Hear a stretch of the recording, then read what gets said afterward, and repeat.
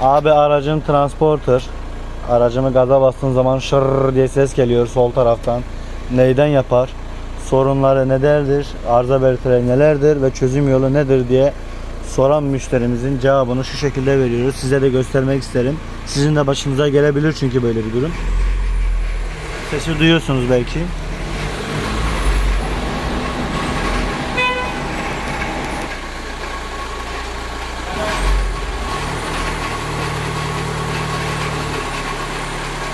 Sesi duyuyorsunuz. Şimdi sesi biraz daha yakınlaştıracağım.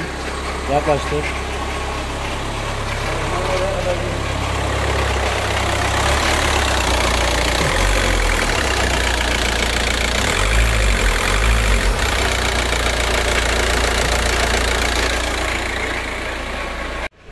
Şu an gaza basıyoruz, ses geliyor. Sesi herkes duyuyor. Debriyaja basacağım. Gördüğünüz gibi ses gitti. Gaza basıyorum. Şu an debriyajı bırakıyorum.